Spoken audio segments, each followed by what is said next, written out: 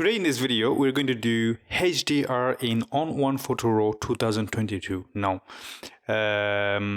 before I get into the details, one single request, please do like and subscribe. It helps me a lot to continue creating contents like that.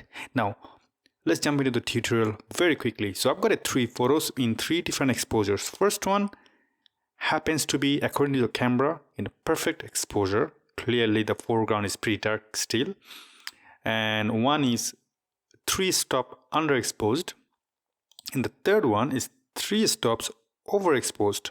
And the overexposed one, clearly, you can clearly see that the tree has much more detail, but the sky is blown out. I'm just gonna go there, and there, a sky looks pretty beautiful, but the foreground still quite dark.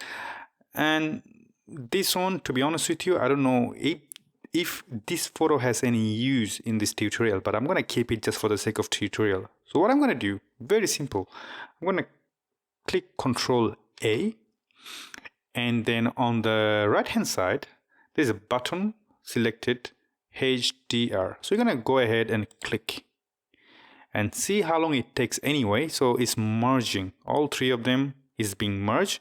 So you've got a little window. I'm just gonna make it as big as I possibly can. I don't really know why they keep it tiny, even though bigger is better.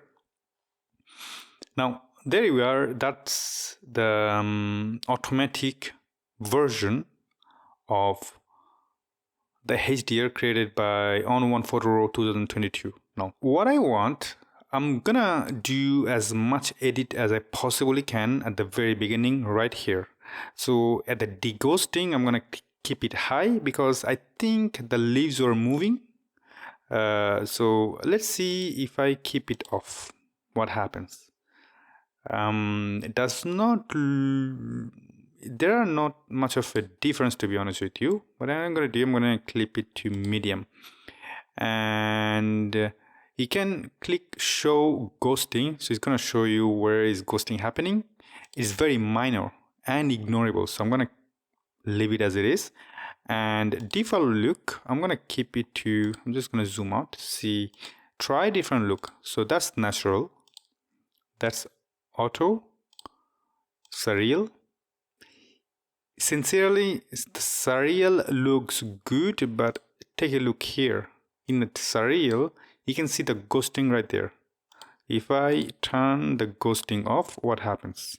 Nothing happened. If I keep it to very high, I cannot do much. So clearly there are a certain limitation, especially when you have things like that. You can verify it. So clearly you can see in the red zone, there are all the ghosting happening right now. So what I'm going to do, to be honest with you, I got no idea what I'm going to do just to get rid of all this ghosting. I tried to keep it to very high, the deghosting, but seems like that, it's not doing much of a job. So I leave it as it is. I won't touch it, and I'm going to click save. So as it's saving, it's taking some time. My personal opinion in this HDR option of ON1 Photo RAW 2022 is that I'm not very convinced. Honestly, it doesn't look very professional. It doesn't look very exceptional. So I have got, now that we are here, we're gonna compare it side by side with 2 different other HDR specialized software. One is in Affinity Photo, and the second one is in Silkypix Developer Studio Pro. So without touching anything, I'm going to go ahead and click export, change the name to ON1 HDR. Now destination, I'm going to click it to ON1 HDR, and what I'm going to do, I'm going to save it as JPEG, because I think anything more than that is just overkill, but I'm going to make sure that it's the best quality, and then click export. So I'm going to jump straight to the Affinity Photo and then do a HDR there without touching much, to be honest with you. So I'm going to click close here, Now we are in Affinity Photo. There, don't worry about the language, it's in French, because I'm trying to learn French, so I decided to change everything in French. But we are in HDR module. There, I'm going to go to the folder and select the photos that needs to be merged. So I'll select all 3 images and click open. And once it's done, I'm going to keep the align automatic alignment on, leave everything as it is, to be honest with you, except the noise reduction. I will turn it off because I haven't done any noise reduction in the previous and ON1 no noise AI, so I think it's unfair. Let's do OK and see what is the result, just without touching anything. So it's doing its job, should be fast. Generally, the software works brilliantly. And last time in ON1, I kept it to surreal, right? So here, I'm going to try to find something similar so that it matches the color. So here we are in the automatic version of the Affinity Photos HDR. Right. So the previous one, if I remember correctly, was pretty bluer. The sky was a lot bluer than it is here. So maybe I could manipulate. I'm allowed to do a little bit of manipulation right here. So I'm going to bump up the vibration just a touch. That looks about right. You know what? I'm not going to touch anything else much more than that. Just going to go ahead, click apply and export it straight away. So I'm gonna go to export JPEG 100%, find the location where I'll do Affinity Photo HDR and click save.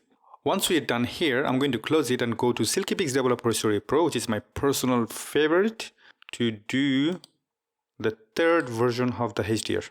Now we are here and I'm going to go ahead and find the folder. So this is Silkypix Developer Studio Pro, my personal choice of editor. So I'll select all 3 images and then go to composite selected images and try to see what's working the best for me. So there are multiple composite method, multiple exposure in the night view, and a light and composite, strobic motion. This is actually a little too crazy for me. Moving object removal, those are not the one. I'm going to stay in the multiple exposure night view.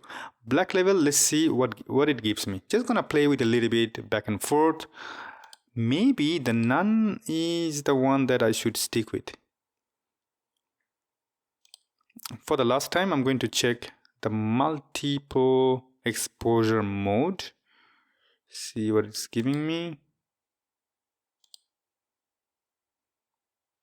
No. So I'm going to stick with the one that originally we were. The no black level correction, I don't like it. And click composite. Now we're gonna check side by side immediately. I'm just going to let it compose. Do the compositing, and then we're going to go ahead and do side-by-side comparison in fast-tone image viewer. So that's our composite. Clearly the sky looks pretty flat, to be honest with you, and just for the sake of fixing the sky, I am going to go to the fine color controller, select the similar color and try to recover some of the sky. Let's see what it is giving me.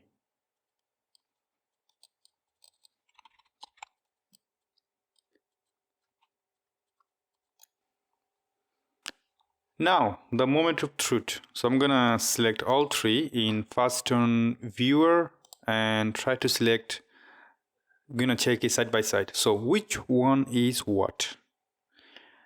Far left is Affinity Photo. In the middle is ON1 no noise AI.